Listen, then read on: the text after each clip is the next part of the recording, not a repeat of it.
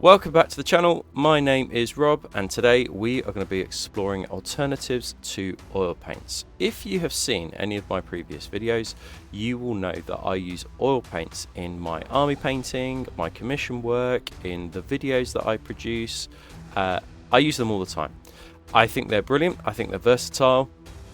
The capillary reaction on them is second to none, and they create this like grimy, dirty look, which is often perfect for kind of like miniatures in the thick of battle, right? However, I do know and understand that it's a completely new product for people, and people might not feel that confident using it, and might feel more confident using acrylic paints to try and simulate those kinds of effects. So today, what I'm going to do is explore some options that you could use as alternatives to oil paints that create that grimy, dirty look. It doesn't involve any white spirits, it doesn't involve any enamels, and it doesn't involve any oils whatsoever. There are products already on the market, and I think it's worth mentioning that a product exists called Noosh, but the body of videos about Noosh, there's already loads out there, right? So, and I think Noosh came out around 12 months ago, maybe a little bit longer, but there's a huge body of kind of videos that exist explaining how to use it. So I didn't think that me doing another video on that was going to be particularly useful.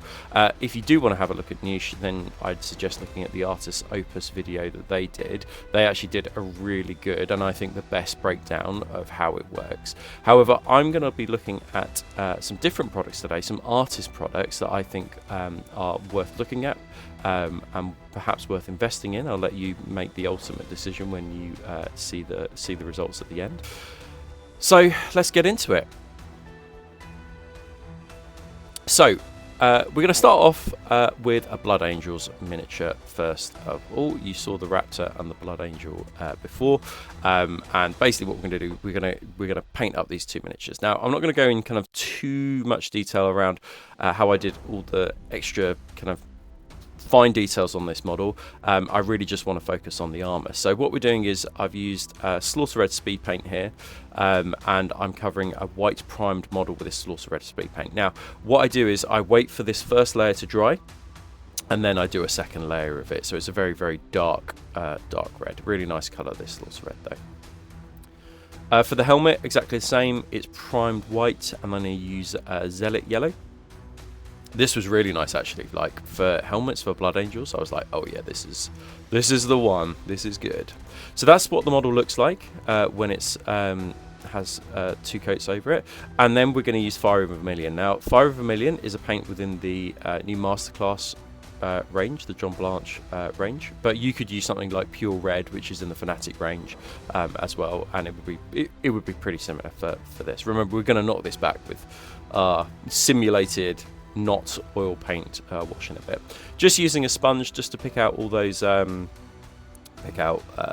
the light areas, or where the light would hit on our armor, just to add a little bit of interest back into the model, but also just make it more red. Basically, you know, we started with a very dark red speed paint, and now we're just lightening it up just to give a little bit of contrast on those panels. Using sponge, I've done loads of videos about sponge painting. This is not really a video about that, so if you want to check those out, you can. So I glossed the miniature, added the transfers on, and then what you can see me doing here is just using a bit of Brigandine Brown just to, again, simulate a little bit of weathering. I think this is important at this stage, because what you want and what we're trying to simulate is kind of like dust and dirt and grime on the model with our washes that we're going to be using in a bit, and actually adding battle damage to the armor, I think, is an important part of that. I prefer using browns on armor than using, say, like silver chipping. But again, it's just personal preference, right? So there's no wrong or right. This is just the way I do it and the colors that I like. I've tried to include as much footage in this next part as possible. So hardened leather, mummified grime, and we're going to use Liquitex slow drying medium here. And wow, I'll tell you my thoughts as we go, but you can see here what I'm doing is just 1 drop of hardened leather and probably about 8 drops of mummified grime, and this is going to be my speed paint wash. But the thing is that I need to slow down the drying time for this, because as soon as it goes on, it starts to dry. So as soon as it goes on a model, it starts to dry. So I need to use a slow dry medium just to slow it down a little bit,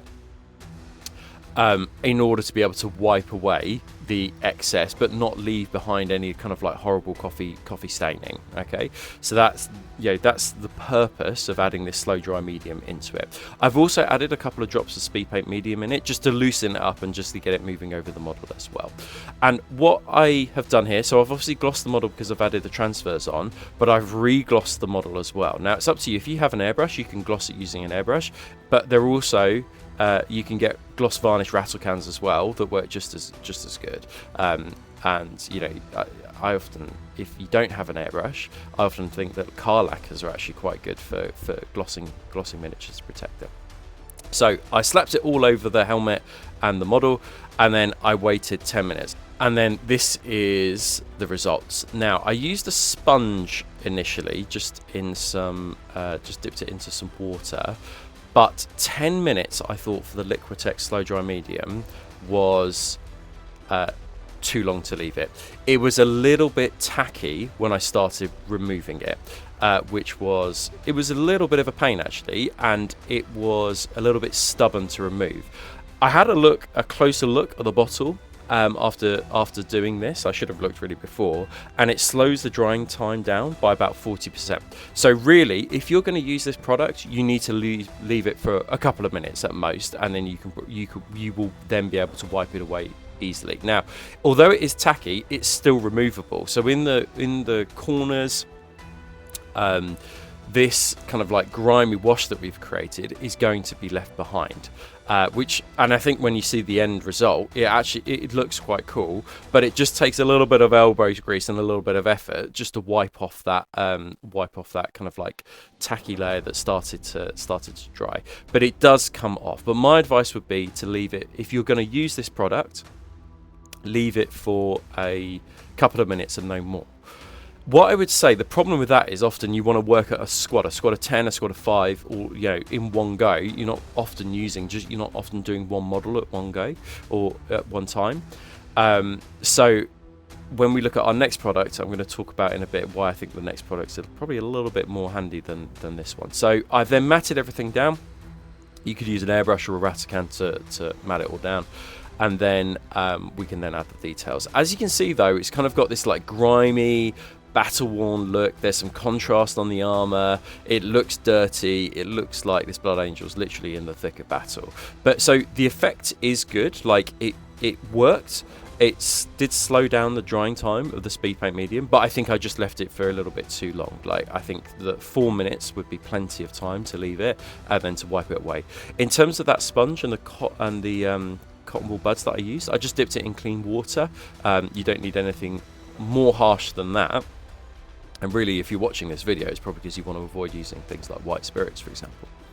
So you won't need anything, harsher than water to be able to take it off, which I think is quite good. But as I say, 4 minutes, leave it, and then you can start wiping it away. Don't let it get too tacky. I think if you left it for more than 10 minutes, you're going to struggle to get it off the model. And then here is me just adding a few details here and there to the model. So added some silvers, gave them some black washes. I just painted the leather parts black, and then dry brush and white, and then added some satchel brown over the top of it. And then you can see me here using True Blood effect paint just to add again just some of that blood that would obviously fall and drop on the armor as this Blood Angel is fighting. And you can see here the finished model. I've gone for some weathering powders on the bottom, and just a few stones here and there, and some tufts as well. The tufts are from the army painter. I think these ones are wild tufts, but they were perfect for this kind of like battle scene and those kinds of colours. But I think it looks really, really cool. But there are a few caveats to using the Liquitex slow dry medium that I think you should be aware of. So just a little bit of advice from me. So make sure you gloss your surfaces, because remember, you're going to need to be able to take this away from the model and take it off the model. So that means you need to protect the paint job underneath. We've all been there when we try to wipe away things on our model, and then it's, the paint isn't cured enough. And then we've taken away that top layer of paint, which is not what you want at all. So glossy surfaces.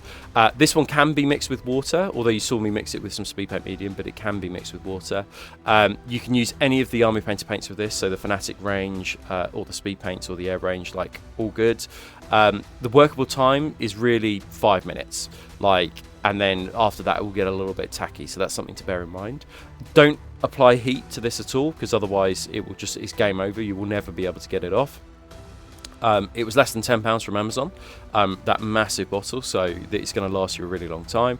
As I say, you'll be able to use it on several projects, but the biggest thing is that it might feel a little bit tacky when you try and start removing, but a little bit of elbow grease will be able to just get it off. But as I say, don't prolong it. 4 to 5 minutes I think is a good amount of time to leave it. So the ultimate outcome looked good, but I think the next product that we're going to be using is the one I think that is the best. If you're enjoying the content and are finding this tutorial useful, why not consider joining my Patreon? You'll receive an exclusive tutorial each month, as well as monthly Q&A sessions where I go into depth answering each of your hobby and painting questions. You'll also receive early access to tutorials, as well as discount codes worth up to 10% off.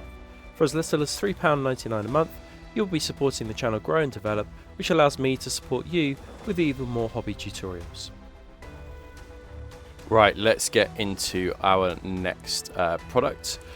So we're going to do a Raptors Marine for this. I wanted to mix it up a little bit. Raptors are just really good for grim, grimy look to them. Browns within that kind of browns and reds within the as a wash all over. I think it just looks really, really good. So we're going to use a 50-50 mix of brownish decay and camo cloak. I just wanted, so I basically wanted a colour in between these two, so I just mixed them together, and actually it just make a really, really nice Raptors colour. Again, like the Blood Angel, I used 2 coats of this, and you can add a little bit of speed paint medium just to get it moving if you want to. You don't need to add too much, a few drops is absolutely fine, but it just helps the speed paint get moving. Next up, we've got the helmet. So the helmet, I just painted that with Grim Black speed paint. I then painted a white stripe down the center of the helmet, and then used the Zealot yellow speed paint over the top of that, and then it became like a yellow stripe and worked quite well. Looked quite good. So a 50-50 mix of Army Green and Moonbeam Yellow. Army Green is a Fanatic paint, and the Moonbeam Yellow is from the Masterclass. If you don't have the Moonbeam Yellow, you could use Demonic Yellow and it will come up with a similar colour. And again, you can see here that I'm just sponging this on, just creating some volumes and some highlights with the armour, just to add a little bit of contrast on it.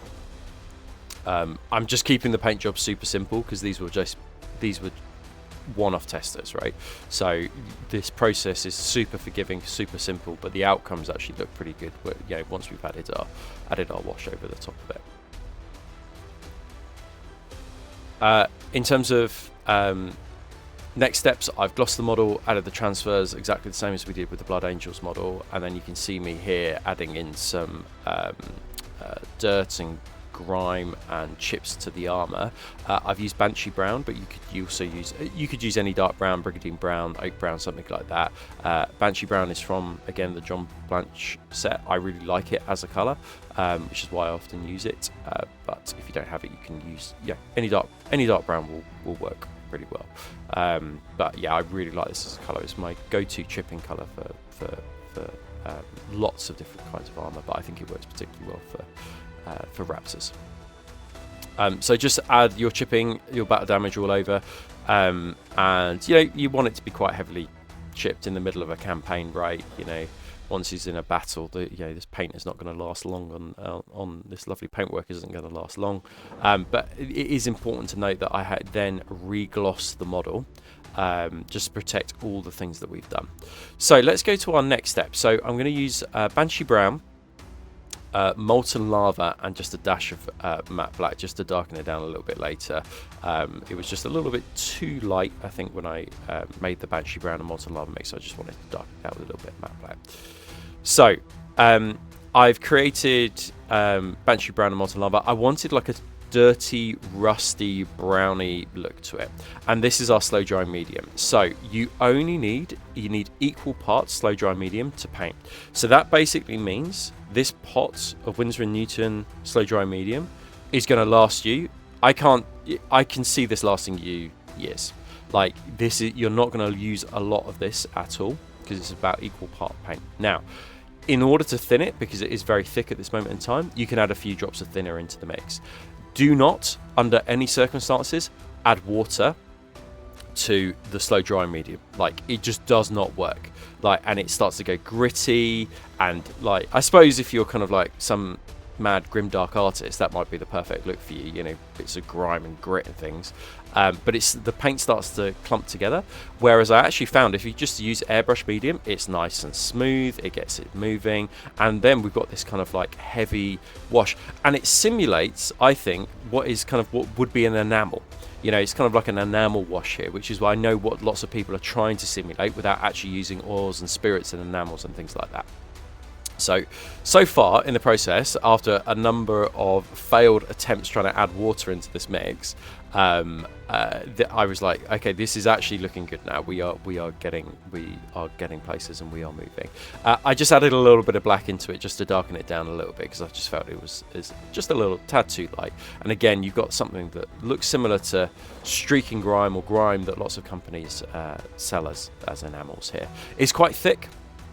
It's not very watery, and I'll talk about, well, it's not very airbrushy, thinnery, but I will talk about more experiments a little bit later. So we just slop this all over the model, and we slop this all over the helmet as well, and we just use it as an all over wash. I have no doubt that you have seen lots of people doing this with kind of streaking grime, but it's exactly the same process.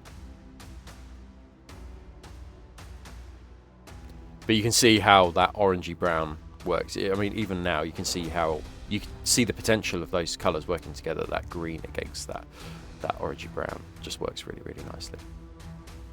And same again for the black helmet. Just add it all over. Then we can wait 10 minutes. Now, I waited 10 minutes for this one, but the working time for this product is actually longer than 10 minutes. I would say it's between 20 and 30 minutes, which does mean that you can work on a squad in one go and be confident that by the time you finish that last model of the 10, you can go back to the first one and then start wiping it away. So I suppose what you could say is that the drying time is not as long as oil. Certainly, like when you use Sansador, the drying times can be like 12 to 24 hours. That's one of the reasons I'd never ever use Sansador. But this is quicker. Now, the longer you leave it, of course, the more stubborn it's going to become. But there's like a Goldilocks point between you being able to remove it and actually some of it staying behind and being left behind in all the crevices. Like there's a Goldilocks time, the perfect moment to be able to move this. And I think it's between 20 and 30 minutes and it's still workable. As a good example, the following day when I had that little container just left out on my desk of the mix you just saw me make, that some of that was still wet. So the slow drying medium actually works. It is really, really doing its job. So you can see here, just using water, wiping away the excess, this is what it then looks like. I just used a cotton wool bud with water, and this is what it ended up looking like. And at this point I was like, I think we're onto a winner. This is the one. This is it matted down. And then here is me having added in the details. Again, this isn't a detail adding video, this is about the product video. But you can see the overall effect that we created and the fact that we can just wipe it away with water. It in fact didn't go gritty, which I think is important to note. I did say don't add water to this mix, but it was absolutely fine. Like you could just wipe it away and there was no issue at all. And I'll show you some more experimentation a little bit later in this video. So these are our two products, and I think at this point I was like, okay, the Winsor & Newton slow drying medium, that's the one. Like, sure, the Blood Angel looks good, like it's fine, but I think in terms of versatility and durability, and in terms of hobby, I think the Winsor & Newton slow dry medium is the one. But I kind of slept on it, and I was like, okay, well, I've done my video now. But I wanted to, when I woke up, I was like, you know what, I need to do some more experimentation for these guys. I think these guys need a more in detail look at this product and what happens if we keep on thinning it and thinning it and thinning it, and what the potential is. So basically, I did some more experimentation using the slow drying medium. And I did this on some bases. Now, I just primed the bases with like an off-white colour, and I then glossed it. So that is really important to say, which is that at every step is like a save point in a game, which is that you're saving your paint job, and it means that no matter how hard we rub away at it, it's just protecting everything underneath. Okay, and I think that's really important. So if you need to go investigate gloss varnishes, and which ones works for you, especially if you don't have like an airbrush, then that might be something that you need to do off the back of this video as well.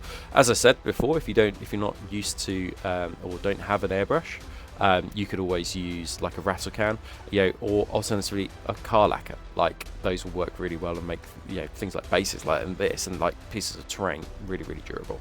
So this is a very, very, very thick mix, this one, with just the tiniest amount of airbrush thinner mixed in, Army Painter's airbrush thinner mixed in, and we're just slathering this all over the base. And what we want to try and create is kind of like a rusty look to this kind of like cream colour. And I had a Aegis defense line just lying around, old school, this one, and I thought I'd show you kind of what this looks like as well. So we add this all over, and it's very, very, very thick. Again, simulating that enamels, and if you're not that confident or not wanting to use like harsh spirits and things like that on your models, this might be just a really, really good alternative. Now, what I decided to do at this point is see what would happen if we used more thinner. So if we just kept on adding more thinner in each time, what the outcomes of those would be. And we'll investigate what the outcomes are, because I think I've got a little bit of advice for you guys after this as well. So you can see actually it's just a thinner mix here, but it's still, you can still put it on and it applies well. I wasn't being very scientific at this point. I was just literally throwing in thinner.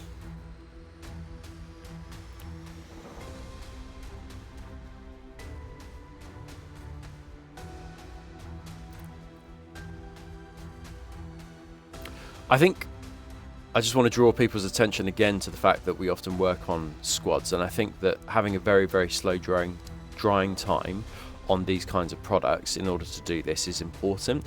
I would work on often squads of 10 and 20 at a time. Like very rarely would I work on one miniature at a time. So having that kind of time in between where you start the first model, then finish the last model, and then you go back to the first model, and then can still be able to wipe it away, that is hugely important for me, being a commission painter, and I suspect it will be important for you guys as well. What you don't want is work on one model and then have to like wait 4 minutes, wipe it away.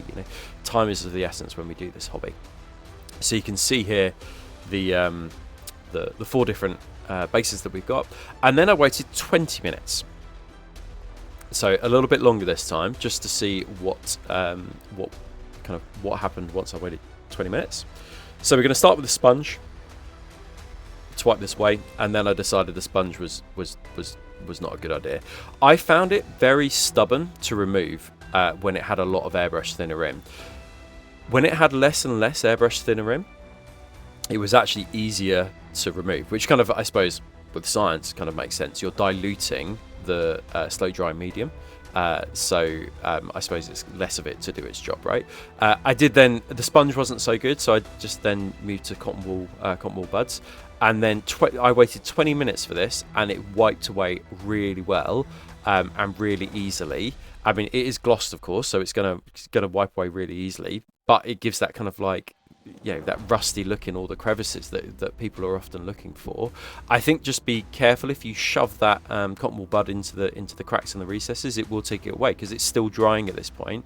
But it's at 20 minutes was that perfect Goldilocks point, which was it's dry enough to stay behind, but not dry enough that I can't then wick it away or take it away.